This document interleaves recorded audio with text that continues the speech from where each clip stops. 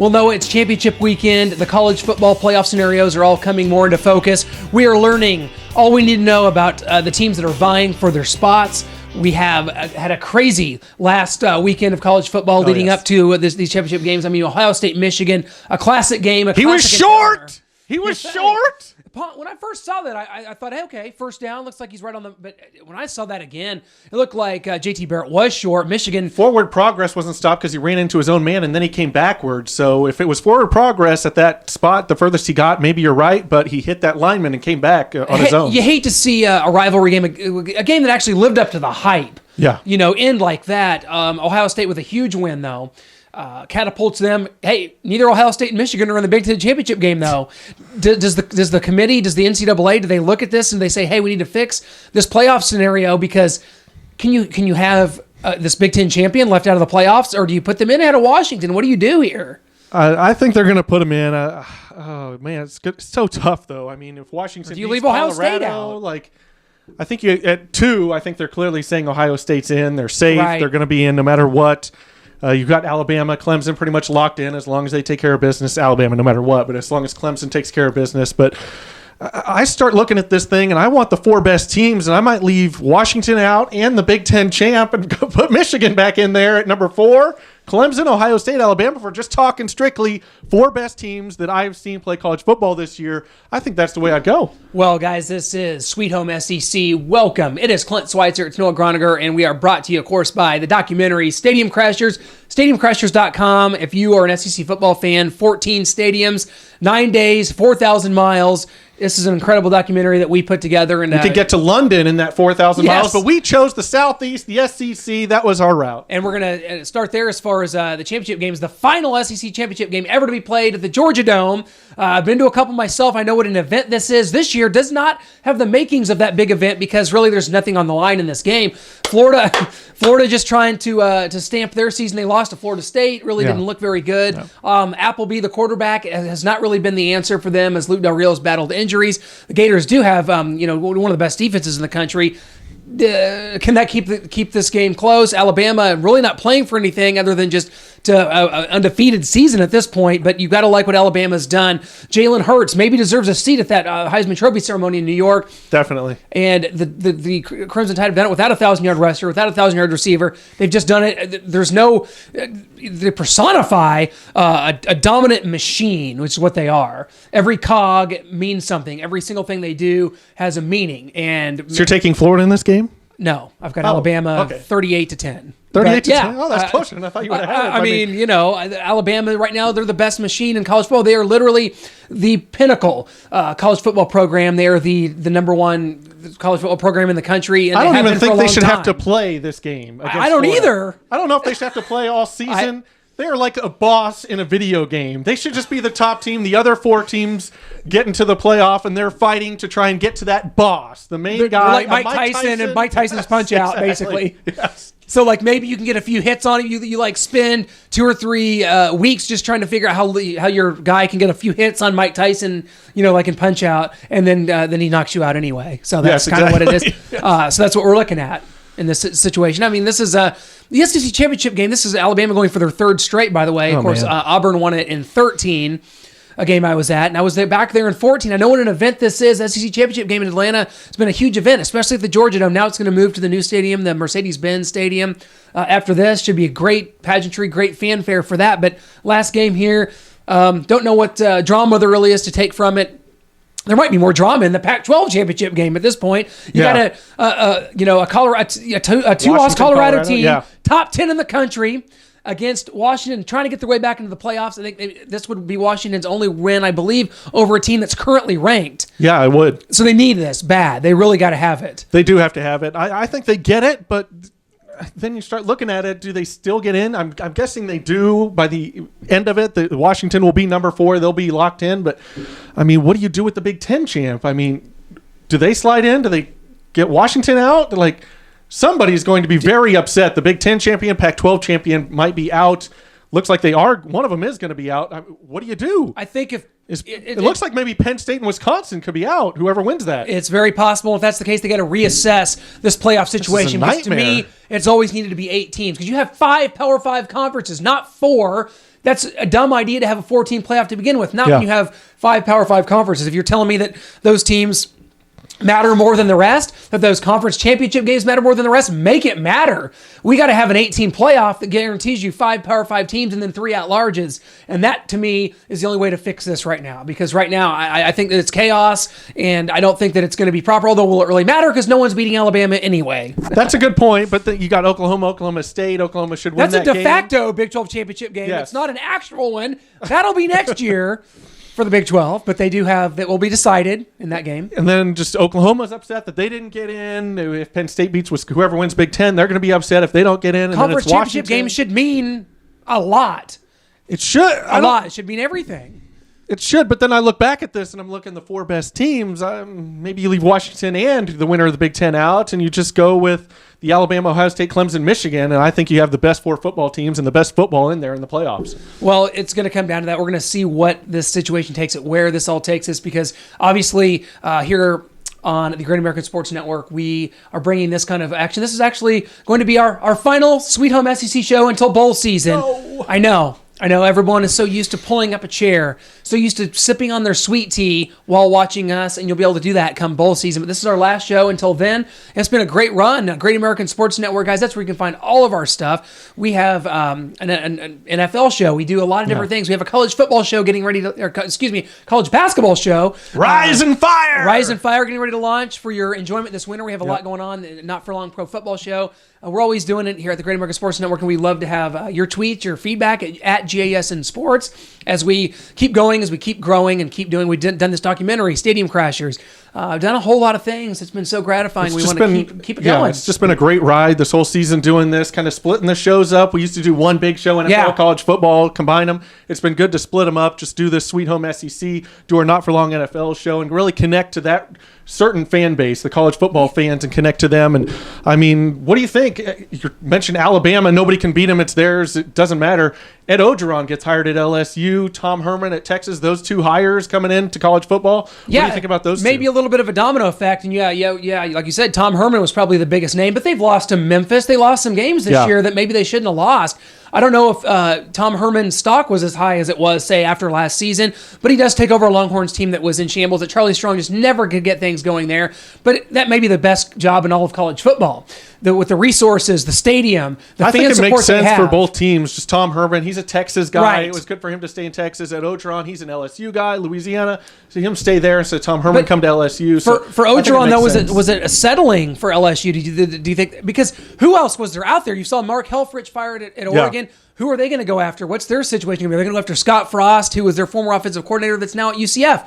Has he had enough seasoning for that? You're seeing there's not a lot of big coaches out there except Unless for they can lure Chip Kelly away and get him back to Oregon. You never know. But right. But other than that, aside from that, who are you looking at around here?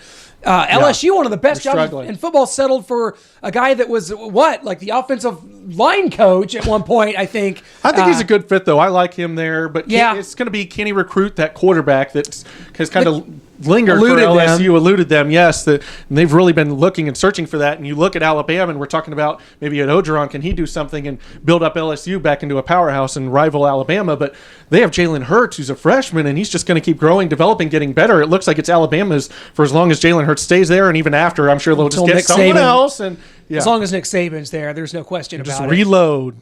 Well, you saw, and I like what Florida's done. They're a nice little team. They've got three losses on the season. They got a lot of nice little teams. They've won back-to-back SEC East championships with Jim McElwain, but he wasn't some home run hire for them. I mean, he was a Colorado State coach. He's been good, solid. But what really is there? Chip, Butch Jones at Tennessee was supposed to be the next big thing. This Tennessee Volunteers team, to me, is the biggest disappointment in college football this season. The Tennessee Volunteers, would they hand out life championships? They're all life champions. What was that deal they all handed out? They're not the SEC East champions. They're supposed to be a team that was competing for a playoff spot. They've got 4 losses after a loss to Vanderbilt. Are you kidding me? With that recruiting class and Josh Dobbs at quarterback, just that upperclassman leadership. He's been there. He knows the program, knows the offense, knows Butch Jones. He's the upperclassman for them. and to fall flat on your faces after it looks like you were building something and then lose 4 games. I mean, come on, Tennessee. You were supposed to almost kind of run away with this SEC East. You're supposed to be the premier team in the SEC East, and you lose 4 games, and you're not even in it at the end. Kentucky's fighting for it instead of you. Come on.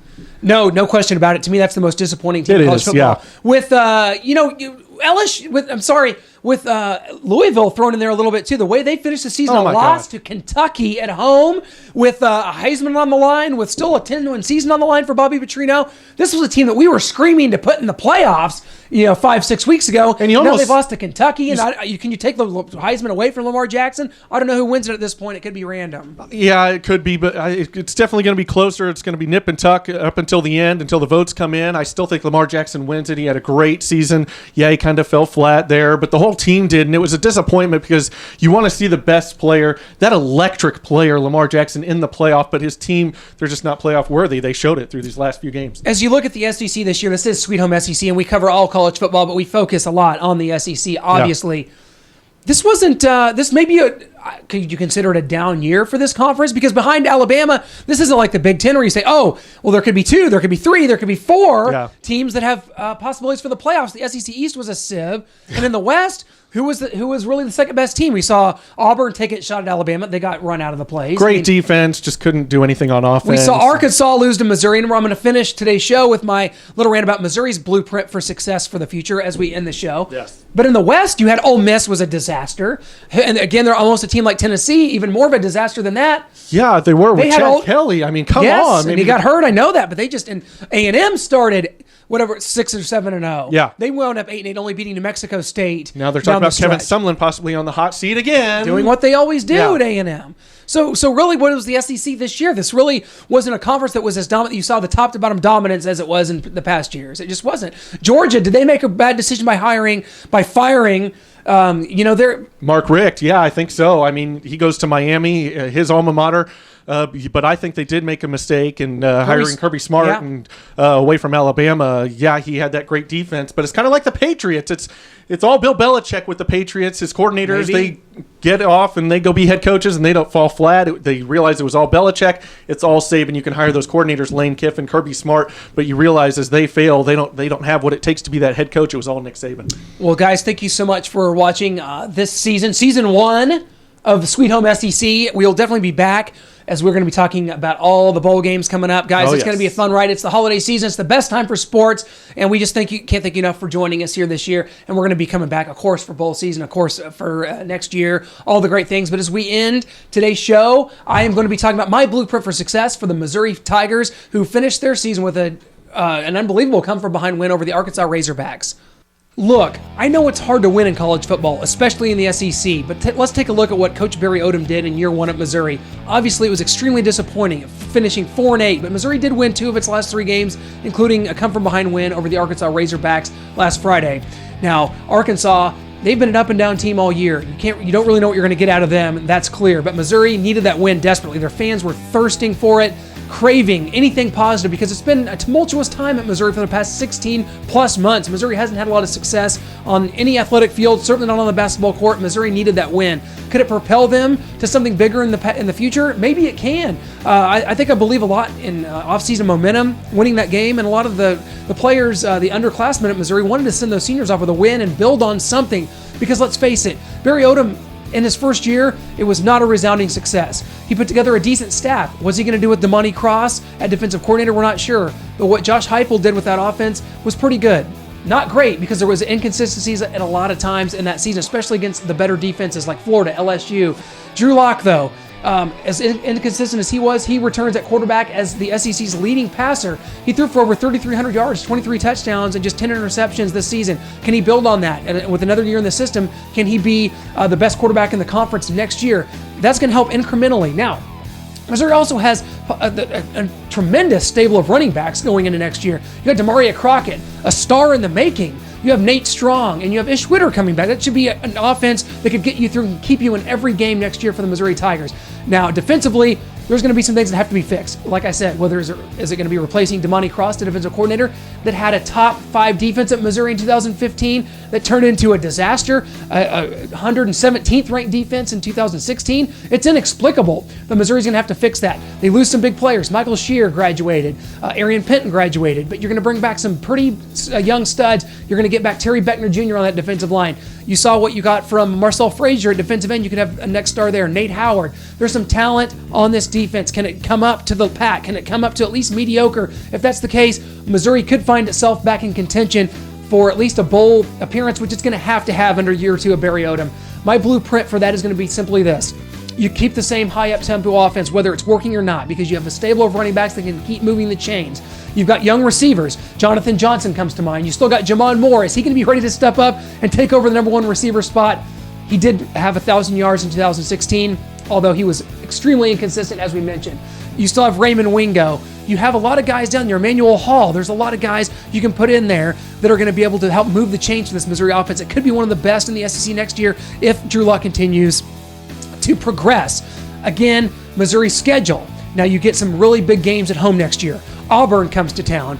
That's a tough game. Auburn's a really good team, but in the non-con, you don't have the West Virginias of the world. You got Purdue in here, in Columbia. You got to go to UConn.